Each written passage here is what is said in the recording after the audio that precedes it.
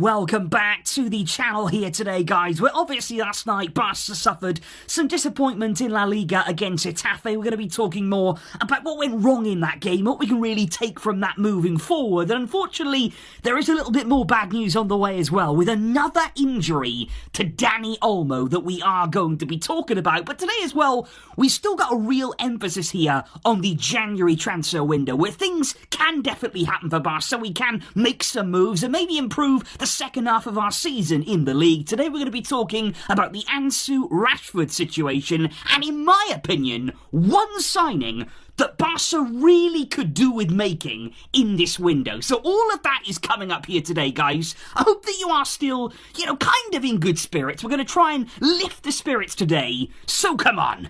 And let's do this. But indeed, guys, if we do first of all begin with that kind of nightmare game last night against Getafe, and like we said, even going into the game, you kind of knew, well, this is not going to be fun. I mean, when we scored early, I was very excited because I thought, okay, we've got our goal now. If we can just somehow sort of tempt Getafe out, hit them on the break, get a second goal, that's the game for us. We didn't need it to be really entertaining. We didn't need it to be a big 5-goal scoreline. I was simply looking yesterday for us to wrap up the points, get out of there with the win, and keep that momentum going. But of course, after Koundé's early goal, just 9 minutes into the game, and that, by the way, very, very well-worked goal there. Again, Pedri at the beating heart of it. Koundé making some excellent runs, getting into great positions and scoring here in back-to-back games. That was a really, really nice moment.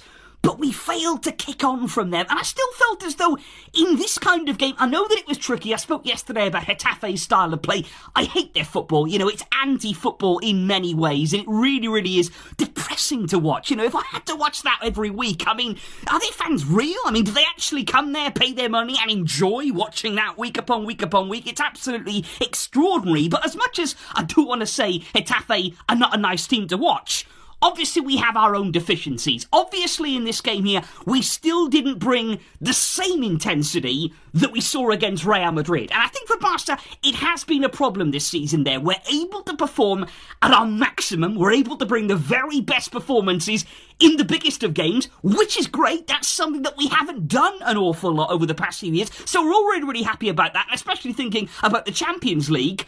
But in terms of the league, in terms of bringing consistent performances to the table, we have struggled to find that same energy, that same level of performance week upon week upon week, and every 3 days, of course, that you somehow have to do in La Liga to ultimately end up winning it. And right now, we're well back in the league. We are well off the pace there of Real, of Atleti. That is frustrating. That is annoying. It's not where we feel we should be, but at the end of the day, it's kind of where we deserve to be in many ways. The table does not lie, because even over the past few games in La Liga, it's not been good. The results have simply not been there for Barca. As well as we played in the cup matches, as well as we started this year, we have not been able to pick up the amount of points that are required. And again, even yesterday, you're looking at the chances. You are looking for the opportunities in front of goal. We had them. They were there for us again in this game, and it's opportunities like that that come back to haunt you in a league season, because it's really strange with Barca. We had there, the last 2 games against Real Madrid and Real Betis,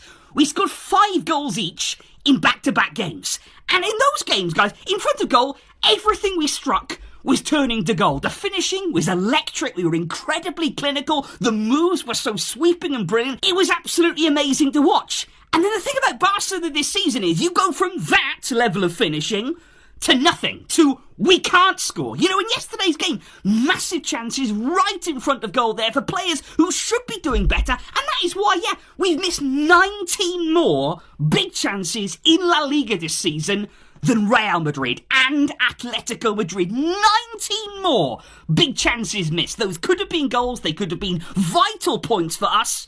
We have fallen short. We haven't been able to bring that consistent level, and boy, is that frustrating. However, guys, unfortunately, there is a little bit more frustration incoming as well, because Dani Olmo actually came on there for the final half an hour of yesterday's game against Getafe there. He did not start the match. That was interesting in itself. But in that half an hour, he still managed to pick up there some discomfort there. Muscle injury, and a minor one that it is here for Dani Olmo. but it's still very disruptive, in my opinion, because now he will not be travelling to Portugal, he will not play in the Champions League against Benfica, and I just think with Olmo right now, it's a concern, and the problem is, we had these concerns in the summer. You know, when we signed him from RB Leipzig, you looked at his injury record and you thought, well, that is not ideal. That is not good there, especially at Barca, when we are a team who struggle with injuries, who have had repetitive injury problems, and we signed a player who, as much as he is top class, as much as he is top quality, we knew his injury record. We knew his injury history. And that has basically continued at Barca. He does struggle to play a lot of games in a row. We know that obviously with all the registration issues, he's gone through a lot mentally recently, but it's another blow for Dani Olmo here. Even if it's only going to be one game, maybe 2 games at a push there that he's going to miss, it's disruptive. You know, he was really in that starting lineup when he first came into the club. He was really firing, combining well with Yamal, with Rafinha, with Lewandowski. You know, since these injury problems and the registration issues have really crept in over the past few weeks and months, it has hurt that kind of fluidity. It has hurt the consistency again in the team. We're not able to line up in the same way. We're not able to build these connections and these combinations. And the injury problems with Olmo, even if this is a minor one, it is not ideal. It is a concern. So what are we going to do about all this? What are we going to do then in the January transfer window to just try and transform our fortunes, particularly they're looking at La Liga? Well, obviously, yesterday again, Ansufati left out of the squad. That is now the 4th consecutive game that he has not been involved there in Flick's squad list. And obviously, that is a clear message from Hansi Flick himself. He's already said in press conferences there, Ansu is not doing enough. He needs to do more. He needs to show more in the training sessions, and we know that he's not really in Flick's plans, and the club want him to leave. They do not want to pay the quite hefty salary that Ansu Fati earns. They want him to go this month, but as of right now, Ansu is not in a rush. You know, it is a kind of awkward situation whereby I don't think he really wants to go. I don't think he actually wants to leave the club at this stage here, and I think it's very, very difficult because he's not playing though. You know, in terms of your footballing career, in terms of where you see yourself as a player,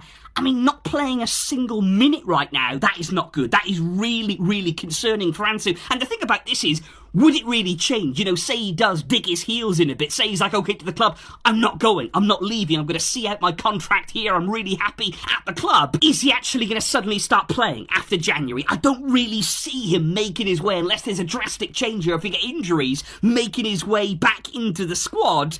Because then, of course, you talk about Marcus Rashford. Now, Barca need Ansu to leave in order to bring in somebody there like Rashford, who is in exactly the same situation with Man United right now. Ruben Amorim does not want him in his team, does not want him in his squad there. He's not even having him in and around the matchday squad either. So Ansu and Rashford, they're in very, very similar situations, both of them. Maybe they both need a change. Maybe they both need a change of scenery there to kickstart their careers again. And especially now with Rashford, AC Milan were one of those who were really interested in him, but they only have one foreign signing that they can still make there, one slot available, and they appear to be going now for Kyle Walker instead of Marcus Rashford. So that is a club there that may have dropped out of the race. Barca and Borussia Dortmund are still very, very interested in him.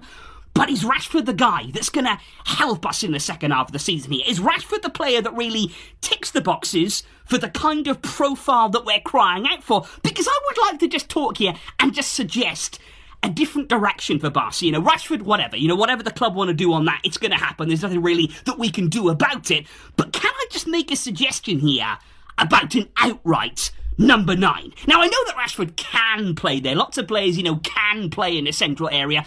But I'm talking here about signing, and again on loan. I'm not talking about a permanent deal. I'm not talking about spending massive money here on a forward. We cannot waste any more money, especially when it comes to a number 9. Let's wait until our perfect target appears to then go and spend the money in the summer or even in 2026. But as of right now, you know, here and now, I would suggest a centre-forward on loan in the January transfer window. And let me explain the kind of player I'm looking for. Because at Barca right now, we've got the likes of Pau Victor, Ferran Torres as well, of course, in that number 9 role, where again you're saying they can play there. Now, for me, it kind of doesn't seem like Flick trusts Pau Victor. I'd like to see him more in the team. We haven't seen that all season long. He seems to have an impact when he's out there, but like I say, the trust doesn't really seem to be there. Ferran has contributed off the bench, but again, he's a player who's much more suited when the game opens up, when there's space in behind there. You look at the game against Dortmund, they were really coming forward there, leaving all of that space in behind. Ferran came on, had a real impact, but it was in a very open game. Now, my question is, what happens in games like yesterday? What happens there against the majority of the teams that we face in La Liga, where we've dropped points there? Leganes, Las Palmas. What happens against these teams when there is no space in behind? We're coming up against deep blocks.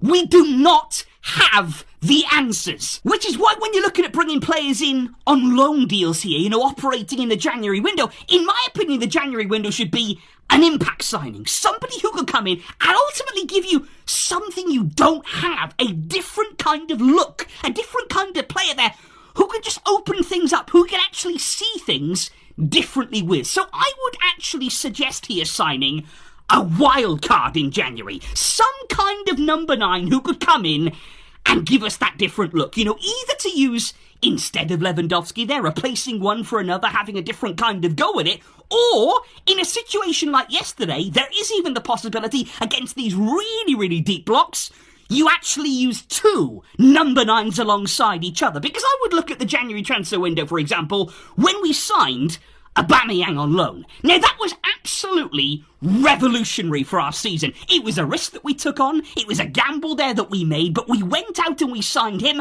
And it was a massive deal for us. It really did transform our fortunes. He was a massive, massive player. He scored massive goals. And again, it's a player that we were able to sign, a top one, on a loan deal. But I'd even look aside from that, because maybe that kind of deal was a one-off. Maybe you don't really pick up players like Aubameyang on loan.